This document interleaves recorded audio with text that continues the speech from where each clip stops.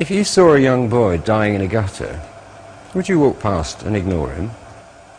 Or would you at least take him to the hospital or get him a doctor? You're probably not the world's most virtuous or altruistic person, but you're probably not the most antisocial either. So what would you do? Walk past him and ignore him, or do something to help? Most people would help. That's not because we're God's perfect holy children. That's because we're humans, and humans are social animals. We're animals who survive by sticking together. So you'd probably help the boy.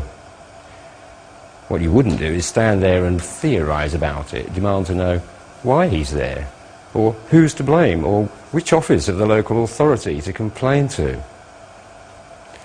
But what if there was a boy dying in a gutter and it wasn't in front of you and you couldn't see him? When it happens somewhere out of sight, it becomes a different thing, something it is possible to ignore. It's not your responsibility. Somehow the reality is obscured behind layers of rationalizations. It's not a boy dying in a gutter anymore, it's become something else, something more remote and intangible, something without obvious solutions. It's become a question of politics. And politics, as we all know, is a tricky subject that should be left to politicians. Reality is relative, you see. Most of reality is not happening in front of your eyes. It's not real. Most of reality is, in fact, politics. You probably know that there are young boys and girls dying out there in alleys and gutters in the shanty towns of the world's poor quarters. But it's one of those remote realities. And what's the reason for it? We could talk about economics or geopolitics, but the truth is they're dying because they're out of sight and they don't really matter and nobody really gives a damn. When the parents have got no money, the kids don't count. In our reality, we value children so much that we've made ourselves paranoid about real and imaginary threats to them. But in global realities, they're not valued. 1 billion people, that's 1 in 6 of the world's population, can't even get clean water. So, their kids get diarrhea. And 5 million of those kids die every year. Since big numbers don't really mean much to anyone, imagine a jumbo jet, fully loaded with kids up to the age of 5, crashing into a mountain. That would make the headlines in your local town, wouldn't it? Now imagine a jumbo jet doing that every 35 minutes, night and day, forever. And just so it's clear, African children are not worth less than white children, and African parents don't grieve less than European parents. They grieve all right, and they don't get used to it. 300 kids every 35 minutes. A massacre of the innocents, wouldn't you call it?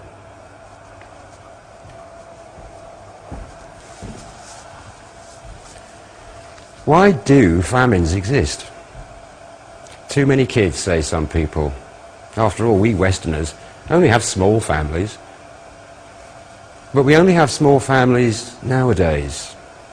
In Victorian times, we used to have huge families because a lot of the kids were likely to die. And we needed kids to look after us when we got old because nobody else was going to. So it seems a bit unfair to blame the Africans for doing now what we used to do before we got good health care and pensions. If there's no food at all, even one person is too many people. So is famine a population problem?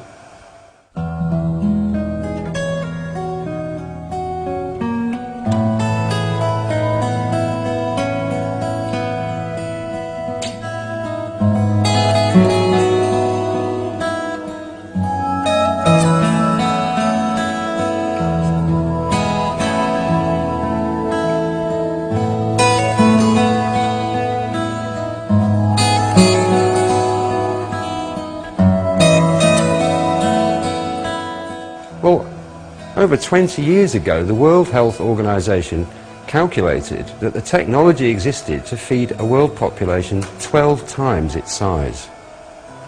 Well, we didn't need to feed a world population 12 times its size. We only needed to feed a population 1/12 of that, the one we actually had. So did we? No, we didn't. 20 years ago, we had the terrible Ethiopia famine instead.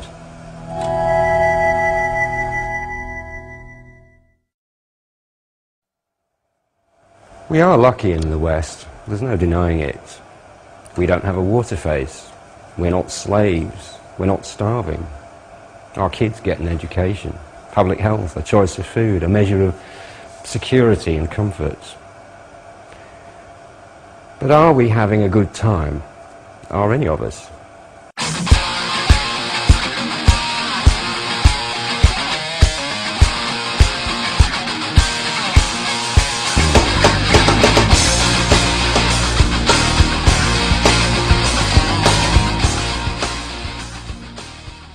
Many of us don't have jobs or careers or prospects. Those of us who do work are forced into the regimentation of the workplace, of bosses, of timesheets and production quotas, reports, key performance indicators, the 9 to 5, the bills, the mortgage, the stress.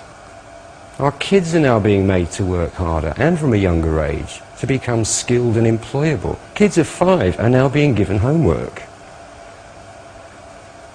We live in the world of capitalism, and as everybody knows, capitalism is not perfect. It has problems. Everybody knows that what we have to try to do is fix the problems with reforms. That's why we vote for politicians. They're supposed to be fixing it for us.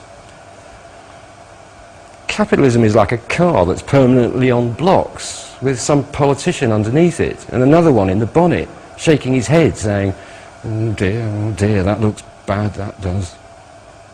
You keep paying the bills, but the car never gets fixed. You begin to think the politicians don't really know what they're doing. But what can you do? Capitalism may not be perfect, but it's the only thing we have, and after all, it does work. Sort of. Sort of. We have the most advanced technological society that's ever existed.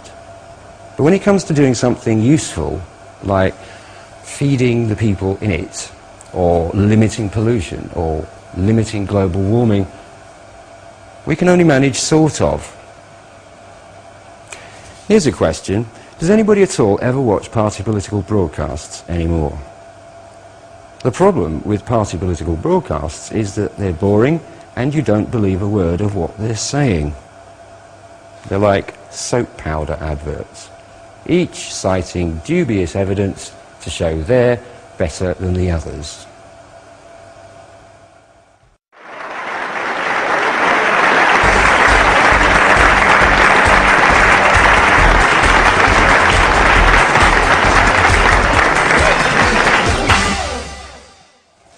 This isn't a party political broadcast, for 2 reasons. First, nobody's asking for your support, your votes, your obedience, or your money. Second, what you are being asked to do is much harder than that. The idea is for you to question the basis of modern society, yourself. Think about it, and then go away and think what to do about it. I'm not going to tell you what to do or how to think. What I want to do is simply explain a point of view to you. It's a point of view that is not explained very often, anywhere you go, in anything you see on TV. But it exists, and it's quite widespread. What you do about it is up to you. You can reject it, but it's important to understand what you're rejecting. Politicians talk about this problem or that issue within capitalism. The real reason why politicians all sound the same, and why people find it so hard to be interested in politics, is that they all have this same frame of reference. If you question capitalism itself, you automatically put yourself outside that frame of reference. And that's when the